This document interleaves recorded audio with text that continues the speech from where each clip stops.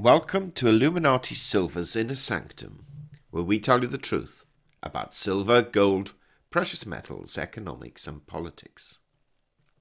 Today is Monday the 4th of February 2019, and we're asking the question, is the US likely to witness a recession this year? We only have to pick up a newspaper or listen to a news report to hear varying views on whether there will be a recession in the United States in 2019. If you were to listen to the precious metal pumpers, you will believe that there will be, and copious amounts of QE will be released to help prevent it.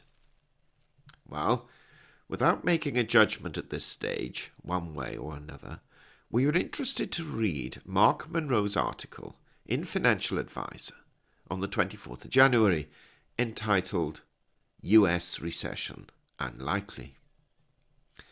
Now, Mark is the investment director of Aberdeen Standard Investments, which is a global asset manager specialising in equities, fixed income, property and alternatives. Aberdeen Standard Investments was created by the merger of Aberdeen Asset Management and Standard Life on the 14th of August 2017.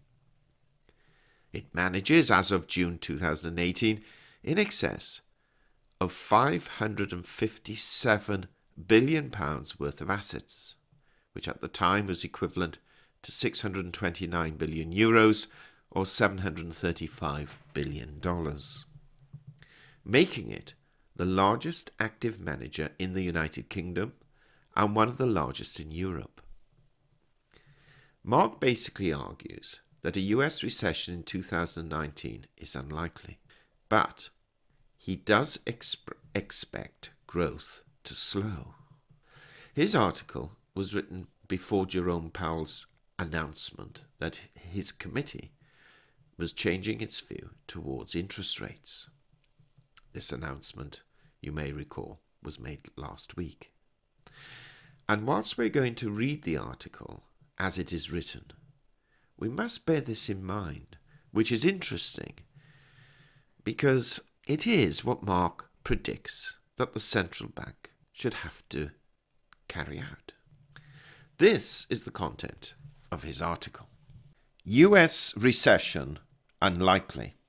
It was a chastening end to 2018 for investors as risk markets proved highly volatile in the face of an increasingly uncertain global backdrop.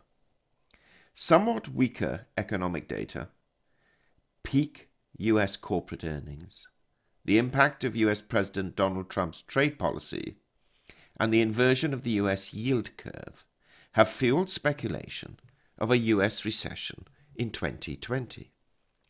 Critical to this debate is an understanding of where we are in the current credit cycle, and as the current economic expansion ticks into its second decade, there are several factors worthy of consideration when attempting to gauge when it might come to an end.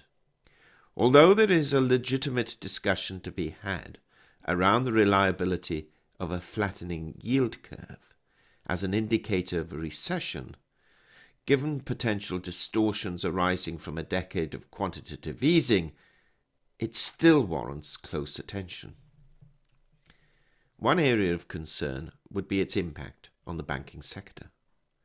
Yield curve inversion can cause a recession when banks start to tighten lending standards as maturity transformation becomes less lucrative.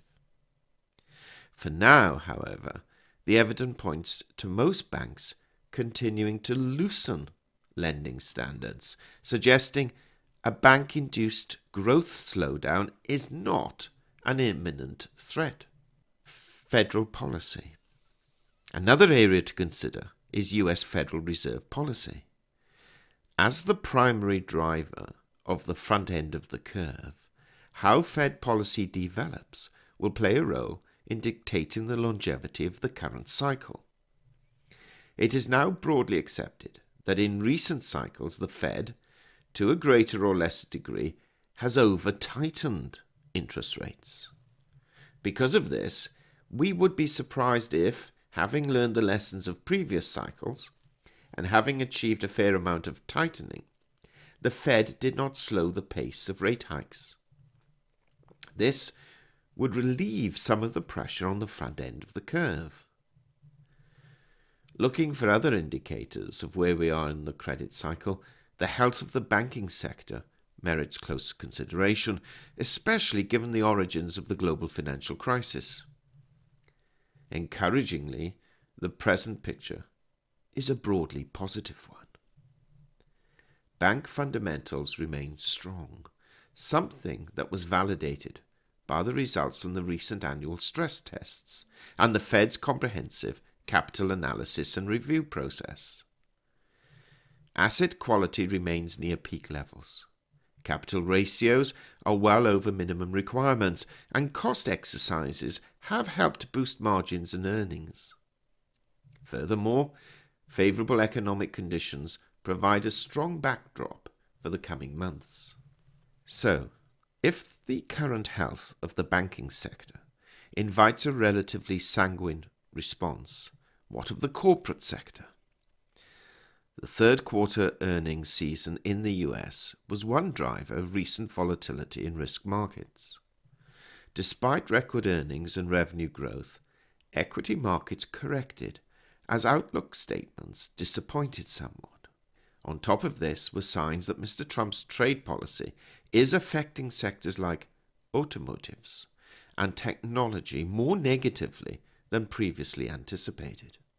It is also disappointed that recent tax cuts have not really been used to improve corporate balance sheets, meaning leverage within the US corporate sector remains elevated for this point of the cycle.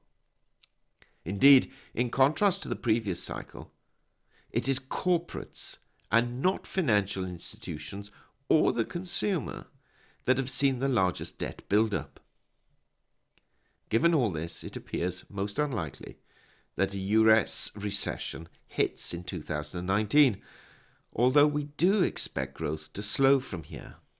However, with the build-up of debt in the corporate sector, we believe if the cycle does turn, then it will be here and not the financial or household sectors, as in 2008 to 2009, that will bring it to an end.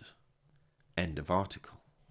So, in essence, Mark argues that the banks and financial institutions in the United States are generally in a reasonable, solid condition, and that a US recession this year is highly unlikely.